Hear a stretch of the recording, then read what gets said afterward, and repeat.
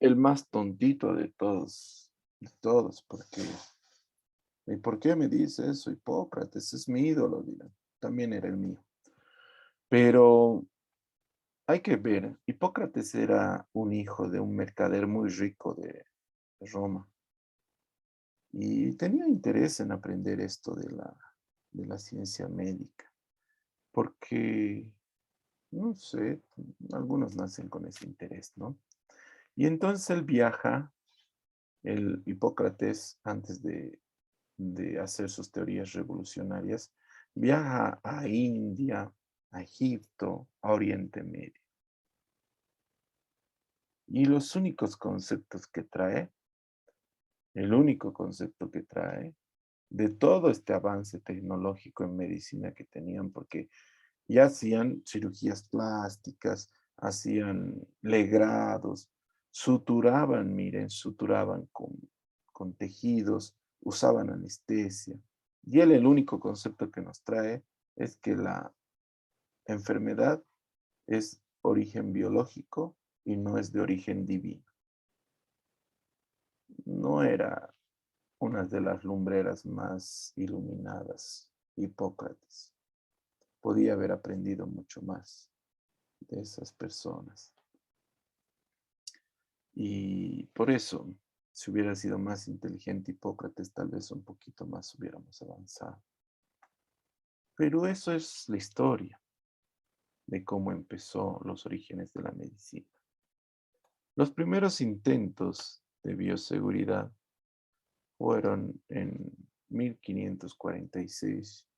Girolamo Francastore, antes de Semmelweis, escribe en El Contagio. Junto con Semmelweis, no pudieron penetrar la coraza protectora del conocimiento de los médicos de esa época, porque no tenían pruebas. Las bacterias y microorganismos no se podían ver. Recién cuando Louis Pasteur perfecciona el micrófono, el microscopio, perdón, formula la teoría germinal de las enfermedades infecciosas. Es decir, él ya tuvo más cabida porque con el microscopio podía mostrarles, mira aquí, ¿ves eso? Eso es contaminación, eso es bacteria, eso causa enfermedad. Entonces eso permitía que las personas entiendan. Sobre esto es sobre los estudios de Girolamo Francastore, sobre los estudios de Semmelweis, sobre el estudio de Lister acuña los dos términos en 1865, asepsia y antisepsia. Entonces, pregona la asepsia y antisepsia a través de un ácido carbólico. A pesar de ser tan básicos sus conocimientos, revolucionaban pues de sobremanera el resultado de las atenciones de los pacientes, porque les libraban de esas bacterias, de esos microorganismos. La bioseguridad en sí nace en 1987. Recién, casi 200 años después de que el Pasteur, Semmelweis, Lister intentan, intentan modificar el comportamiento de los médicos. ¿Por qué nace en 1987? Por una necesidad. Aparecen primero enfermedades virales como el VIH. Entonces había personal de médico y enfermería y de laboratorio que se contagiaban y morían. Aparecieron las primeras bacterias resistentes. Entonces ya no era la penicilina que había inventado Fleming en 1940 la respuesta para toda infección. Entonces se tenía que crear reglas para que no mueran personal asistencial y médico. ¿Cómo definimos bioseguridad, Alice?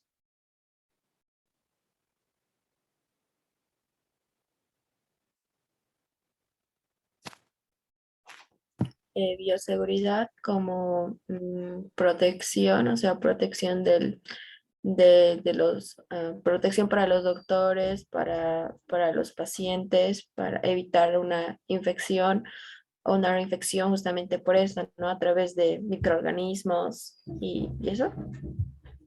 Se puede hacer una definición directamente compleja, como vos quieres, pero a veces de- desdóblalo primero la palabra, su origen etimológico. Bios, vida. Seguridad, cuidado. Entonces, bioseguridad quiere decir cuidado de la vida. Entonces, cuando ustedes vean bioseguridad, no es que bioseguridad sea parte de medicina. Una parte de la bioseguridad comparte con medicina. Porque bioseguridad nos habla desde cómo manejar una aguja hasta cómo desechar armas nucleares. ¿Entendido? Si nosotros queremos una definición más médica, nosotros vamos a decir que la bioseguridad es el conjunto de normas diseñadas para la protección del individuo, la comunidad y el medio ambiente del contacto accidental a agentes potencialmente nocivos.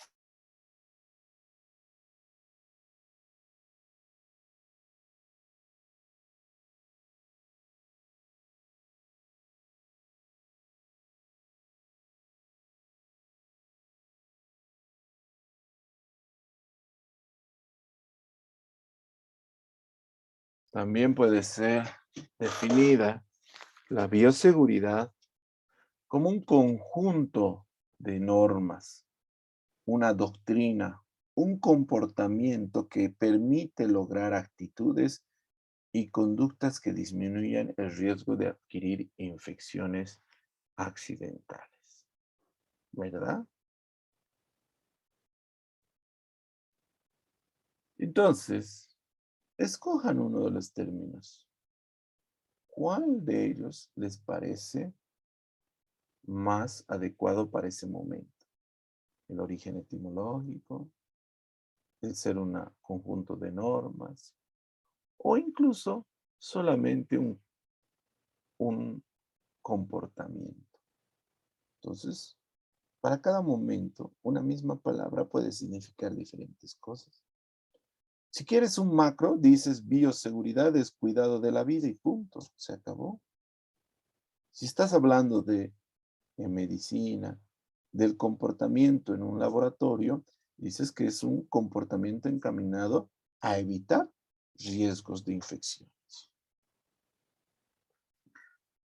La bioseguridad nos habla de cosas tan importantes como ser el comportamiento que tenemos que tener en los accidentes a exposición de sangre y fluidos. ¿Cuándo hay un accidente? Cuando existe riesgo, condición insegura y actitud insegura, aparece un accidente. El accidente de exposición a sangre o fluidos es el contacto de sangre o fluidos corporales y que lleva a una solución de continuidad. Esto quiere decir que te has producido una herida con la secreción de un paciente. También puede ser exposición a sangre fluido cuando tienes contacto con la mucosa y la secreción. Pocas palabras, te has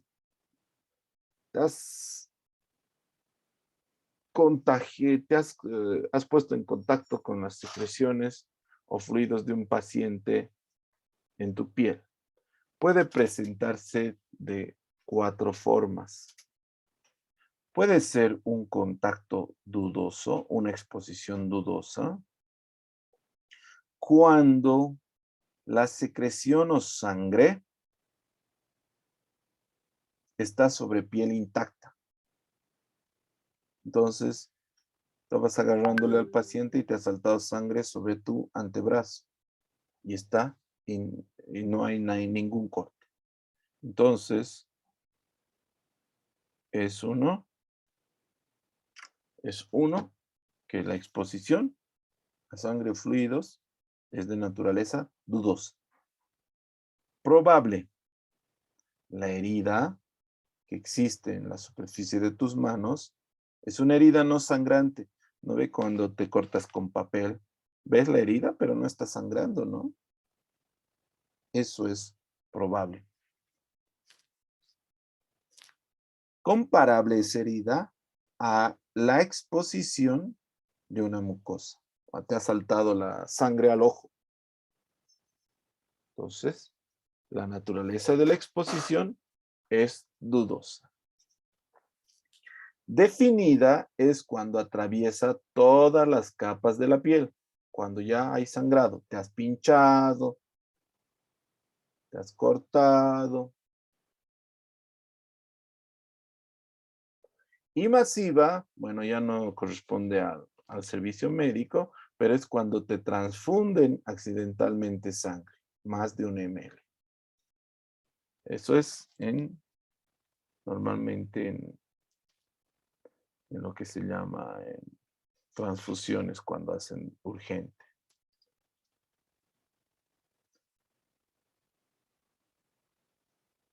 Principalmente son virus a los que tememos durante el accidente de exposición a sangre fluidos. 2 virus. Uno es el virus del VIH. ¿Qué actitudes tomamos, Melanie, si accidentalmente te pinchas con una aguja contaminada con VIH?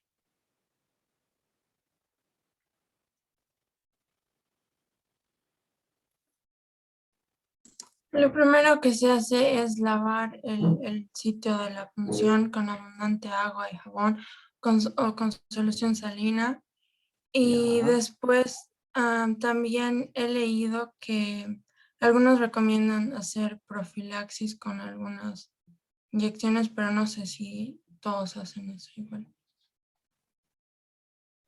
Bueno, entonces su conocimiento es incompleto en este momento y es algo que le puede pasar. Su conocimiento tiene que ser muy completo en una cosa que puede ocurrirle a usted o a uno de sus compañeros. Cuando accidentalmente se lesiona o se expone a sangre o fluidos por VIH, primero, suspende la actividad. Deja de hacer lo que está haciendo. 2, hace que la herida sangre espontáneamente, no le apriete, no producir inflamación, porque si no van a llegar los linfocitos y ellos van a diseminar la infección. Entonces, que sangre la herida espontáneamente. 3, se lave inmediatamente la herida con agua y jabón. Puedes usar iodopovidona, clorexidina para lavarte, no hay problema.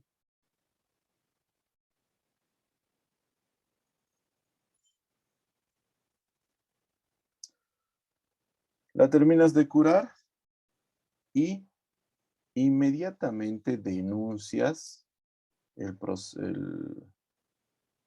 accidente al jefe inmediato superior y debes acudir a CDVIR para tratamiento profiláctico post-exposición.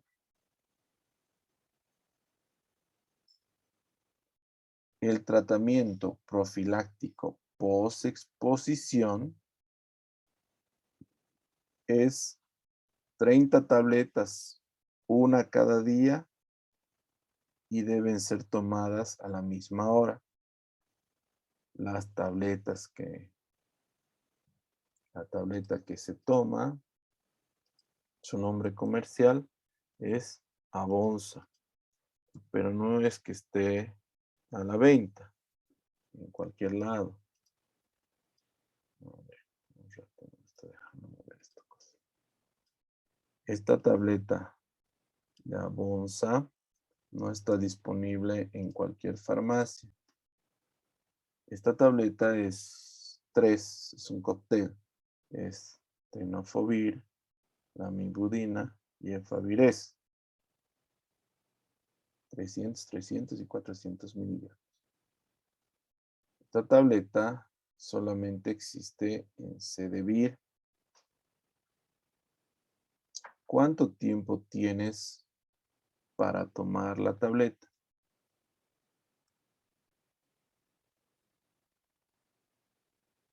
Resultados altos cuando tomas en las primeras 2 horas. Máximo hasta 6 horas, digo yo. Algunos van a decir hasta 24 horas, pero me parece que a partir de las 6 horas ya es muy poco probable que funcione. Entonces, quiero que entiendan, si te pinchas con VIH, ¿cuánto tiempo tienes? 2 horas, ¿no? 2 horas pasan rápido.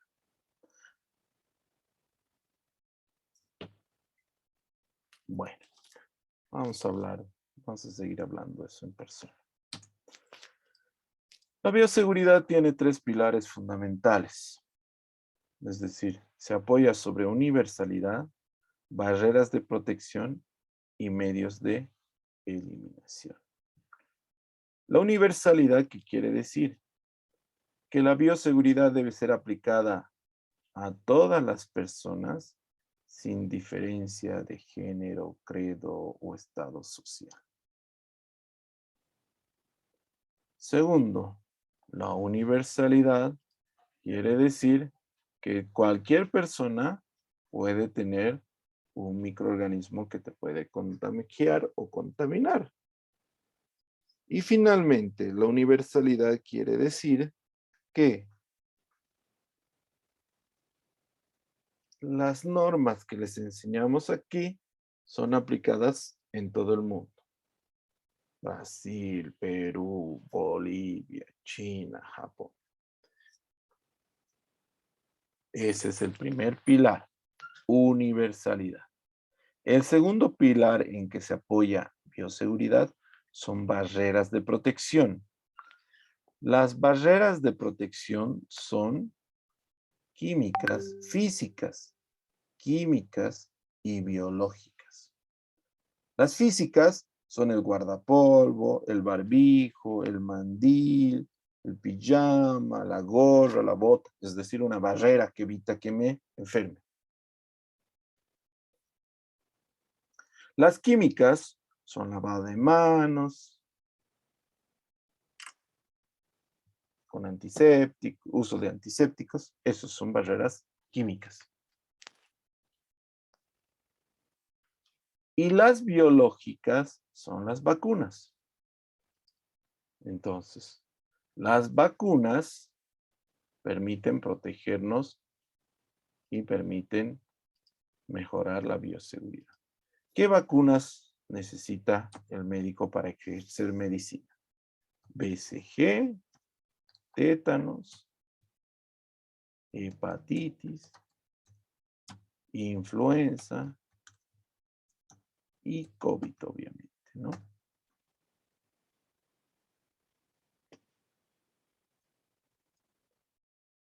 Supongo, jóvenes, que todos ustedes tienen las vacunas.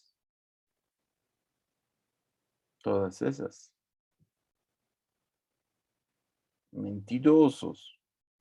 ¿Quién tiene hepatitis B? Levante la mano, les estoy viendo. Uno. ¿Quién más? Espera. Estaba muy chico mi cuadro, no veía todo. A ver, levanten la mano. ¿Quién tiene vacunas? Hepatitis B. Solo he visto una mano. El resto no tienen. Se van a morir de hepatitis B, chicos. Tienen que tener cuidado. Tienen que tener cuidado. La hepatitis B están poniendo en el seguro universitario. Ahí al frente, donde van a pasar clases, en vez de un día ir a las salteñas, se van al seguro universitario y les van a pinchar. Es gratis. Cuando se enfermen de hepatitis B, trasplante hepático cuesta $70,000. Y aparte ni vas a vivir bien. Así que por favor, pónganse vacuna para la hepatitis B, chicos. ¿Listo?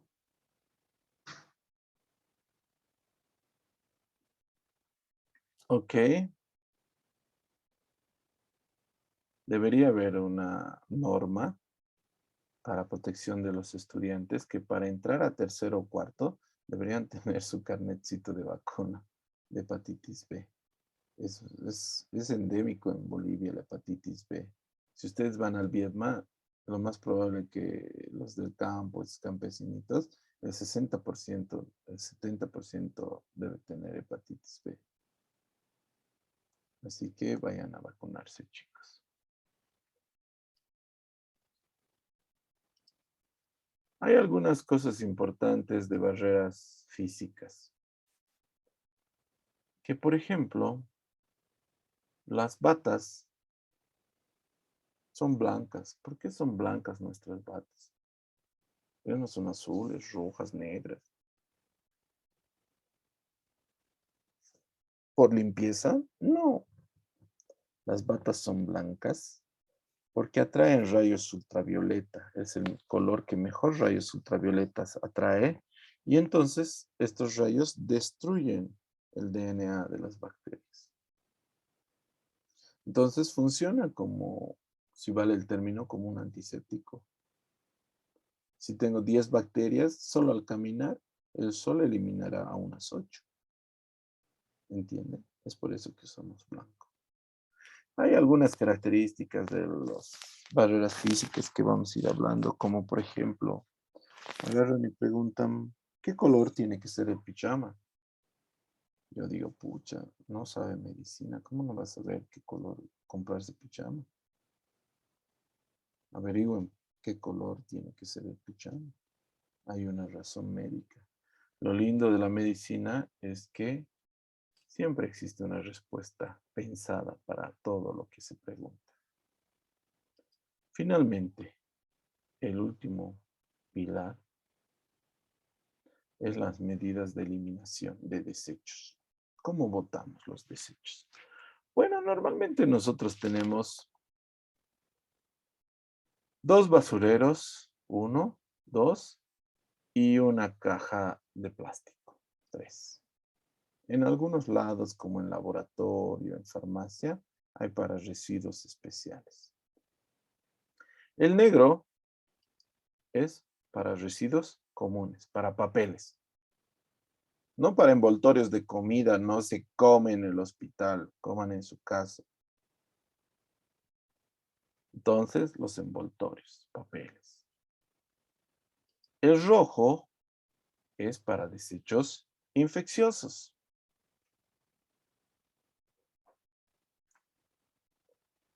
Y la caja, esta cajita, es para desechos punzocortantes. Hojas de bisturí, agujas, se pone. Pero es muy chiquitito su acceso, muy pequeñito. Y entonces las jeringas no entran ahí. Normalmente las jeringas los botan en unas cajas de cartón en enfermería. Y estas cajas no hay en el hospital, así bonitas de punzocortantes. Utilizamos estos, que son los bidones de plástico. Entonces aquí ponen punzocortantes, aquí ponen ampollas y aquí ponen jeringas. Están bien rotuladas por si acaso. Entonces el trabajo de ustedes es desechar las cosas de acuerdo al residuo. Por favor, ¿ya? No se equivoquen, es feo. Es feo y habla muy mal de nosotros. Una vez que se llenan estos, se va y se pone en la zona de almacenaje. De esta zona de almacenaje viene este carro blanco que ustedes lo han visto ahí atrás estacionado y lo recoge. Es un carro basurero de EMSA especial y lo lleva al mismo cara a cara, donde en este lugar que parece una piscina, porque está vaciada, es decir, de cemento todo es, ponen la basura, le ponen cal y una capa de tierra, y así sucesivamente. Alrededor está cercado con alambre para evitar que animales vayan a hurgar los desechos biológicos. Bioseguridad es verdaderamente bastante amplio, bastante cosas que rebuscar en bioseguridad, pero por ahora es suficiente. Vamos a ver un video de algo que es importante que aprendan a cuidarse y practicar. Cuando los pacientes se enferman de COVID, necesitan intubación endotraqueal, es decir, tienes que entrar con un tubo al lugar donde hay más secreción de COVID. Es extremadamente peligroso. ¿Cuáles son las medidas de bioseguridad que se deben realizar para intubaciones? Veamos. ¿Hasta aquí alguna duda, pregunta, chicos?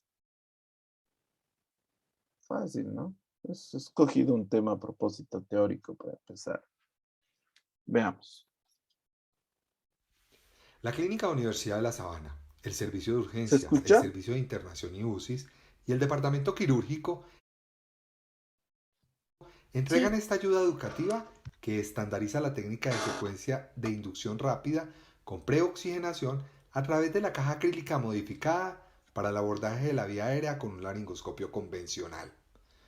Es de vital importancia que dicho procedimiento sea realizado por personal con alto entrenamiento en el manejo de la vía aérea y siempre acompañado por un colaborador que estará atento a la manipulación externa de equipos, al igual que el personal destinado para la administración de medicamentos. Todos ellos deben estar debidamente vestidos con los elementos de protección personal. Nótese que la recomendación básica es tener todos los elementos necesarios para el abordaje de la vía aérea contenidos dentro del dispositivo de acrílico, y el reto del operador es mantener sus manos dentro del área hasta el retiro de la cámara. De esta manera disminuimos claramente los riesgos de aspersión y de contaminación. El tubo traqueal, la máscara facial, el filtro, la sonda de succión, los dispositivos de fijación y de protección ocular se van desplegando a medida que se realiza el procedimiento. Posterior a la colocación del filtro, la insuflación del neumotaponador, el posicionamiento del circuito respiratorio, la verificación primaria adicional con expansión y la verificación secundaria con capnografía, realizamos la correspondiente fijación del tubo y la protección ocular. Posicionamos la cabeza del paciente y de manera organizada procedemos a depositar en una bolsa debidamente marcada todos los elementos que hemos utilizado. La máscara facial, la sonda de succión, todos los dispositivos incluyendo el laringoscopio y también los guantes de manejo externos que hemos utilizado para la realización del procedimiento deben ir contenidos en esta bolsa que le entregamos al colaborador. Finalmente, trasladamos la caja de acrílico para su correspondiente desinfección. En caso de que el campo quirúrgico lo requiera o de lo contrario, puede permanecer durante el transoperatorio hasta el proceso de extubación si las condiciones del paciente lo permiten. Entonces ya de por sí que era una, una, una molestia la intubación, porque siempre había muchas secreciones del paciente. Ahora se imaginen hacer la intubación con COVID. Entonces hay que tener bastante cuidado. Lo principal es evitar el contacto directo con las secreciones, ¿no? Entonces esa caja de acrílica que están poniendo es para evitar que salgan las secreciones y te puedan dar chance para hacer el procedimiento.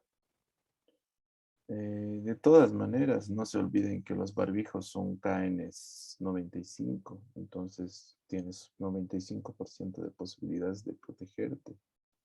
Siempre existe un riesgo de un 5% por lo menos de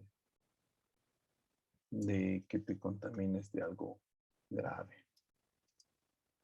No sé si tienen alguna duda o pregunta, chicos.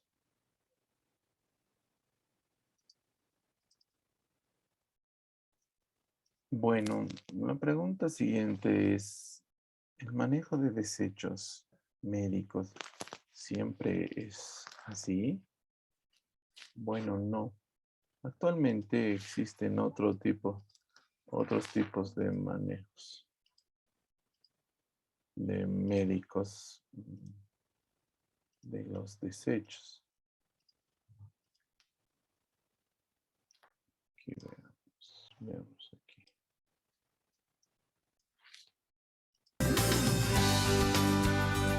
Los residuos que deben tratarse proceden en general de cualquier práctica médica: cirugía, ginecología, obstetricia, hepatología, fisiología, unidades de aislamiento o incluso tratamiento de las enfermedades infecciosas.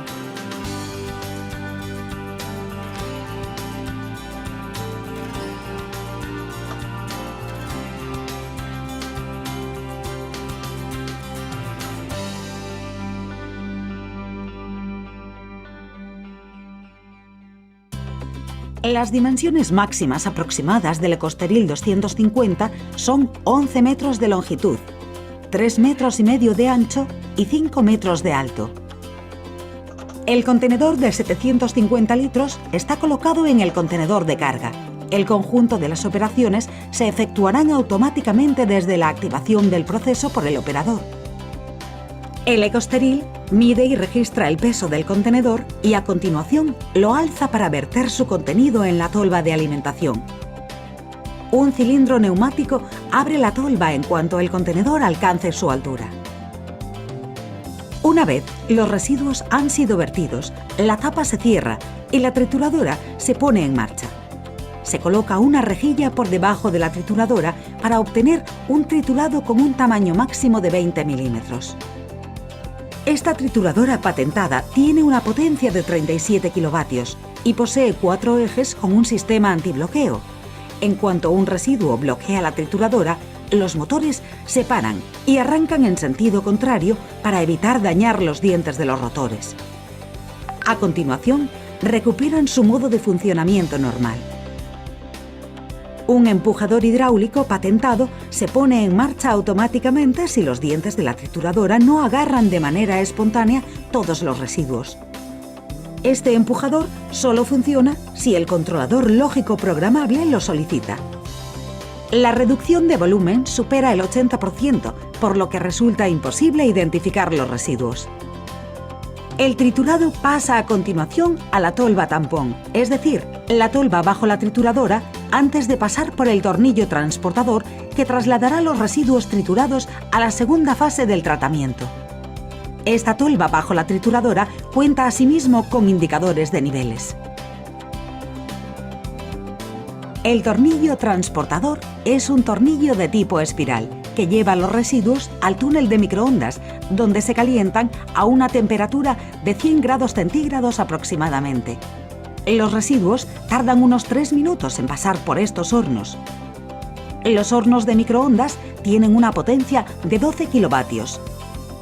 El sistema garantiza un calentamiento integral de los residuos con un aumento de alta velocidad de la temperatura, sin producción de vapor y sin uso de agua o aceite. Los residuos llegan a continuación a la tolva de sujeción de la temperatura. Permanecerán en esta tolva durante 1 hora a una temperatura de 100 grados centígrados aproximadamente, obtenida a través de resistencias calentadoras. Tras esta etapa, la descontaminación está garantizada.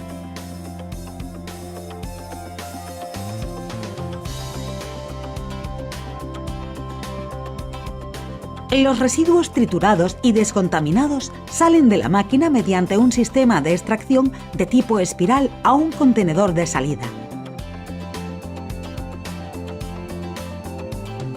La tolva de alimentación posee un extractor de aire que crea una depresión cuando se abre que impide levantar el polvo de los residuos contaminados.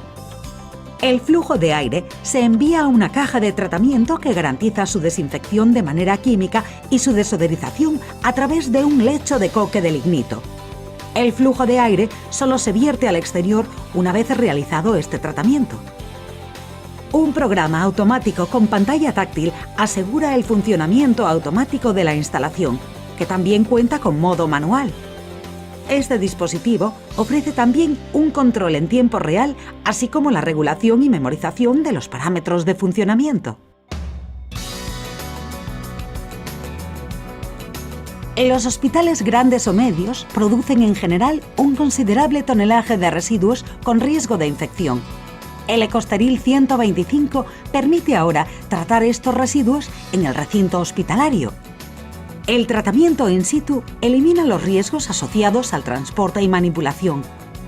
Este importante logro ofrece además una garantía a las direcciones de los hospitales responsables de estos residuos mientras creen un peligro. El Ecosteril 125 funciona de la misma manera que el Ecosteril 250, ofrece la misma fiabilidad y se puede instalar en un local pequeño. Para ocupar menos espacio que el modelo 250, el Ecosteril 125 utiliza un único horno de microondas y armario de alimentación. Las pasarelas fueron reconfiguradas, más compactas y conservando una mayor facilidad de uso. Además, el volumen de la cuba de alimentación fue reducido levemente. El contenedor elevador y la parte vertical de la máquina permanecen idénticos a los del modelo 250. Cuenta con una tecnología de trituración lenta y potente sobre 4 ejes de 37 kilovatios. El Ecosteril 125 transforma los residuos en un triturado muy fino. El programa automático supervisa la automatización del proceso, además del calentamiento integral y continuo de los residuos. El Ecosteril 125 permite un tratamiento de coste mínimo, 100% ecológico, sin agua, rechazo y olor. La instalación se realiza en 24 horas y se puede trasladar sencillamente el aparato en caso de nueva ubicación.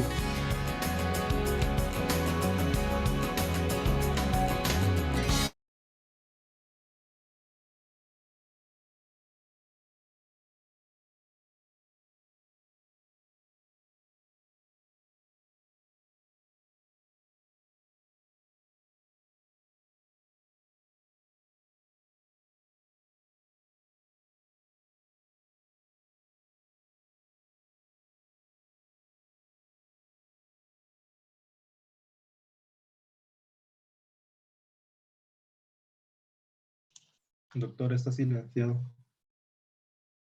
Bueno, había estado sin audio porque había estado hablando y ustedes ni me avisan. Bueno, estas formas de, de manejo de desechos es la más moderna y que garantiza que estos desechos, una vez que salen de ese Ecosteril, lo puedan botar directamente a la basura normal. No necesita otro tratamiento. Obviamente no tenemos acá todavía, ¿no? Pero los desechos nuestros van a cara. Se maneja de una manera, yo creo, adecuada. Es en un lugar que desechan aislado, diferente. Como es vaciado todo el piso, no puede permear hacia contaminar las aguas subterráneas. Entonces yo creo que está bien. ¿Listo? Bueno, no sé si tienen alguna duda o pregunta.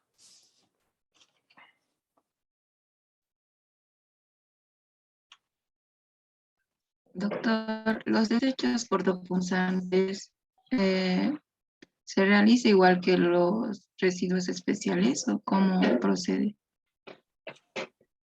No entendí. Los cortopunzantes, ¿dónde?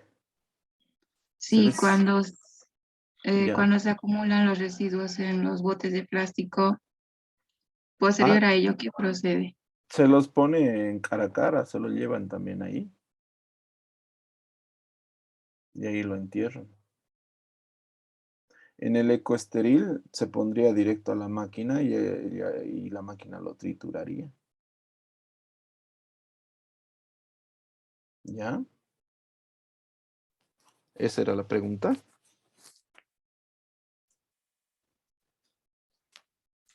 ¿Sí? Hola. Bueno, creo que esa era la pregunta. ¿Alguna otra duda?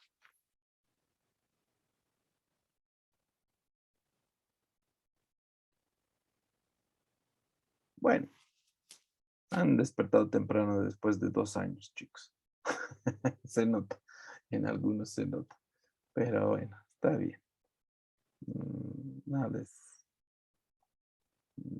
No les distraigo más. Eh, me escriben, por favor, de sus grupos para que les mande sus objetivos de aprendizaje para la próxima clase, para que se los mande la foto para que puedan estar estudiando. Bioseguridad es amplio, tienen que repasar, leer, pero en líneas generales la parte teórica es esa. ¿Listo, chicos? Bueno, vayan a descansar o vayan a estudiar, que les vaya muy bien. Nos vemos el día martes. No lleguen tarde. Chao, chao, chicos. Que les vaya bien. Doctor. Chao, chao, chao. Doctor, gracias. Felicidades. Hasta luego, doctor. Chao, chao, chao.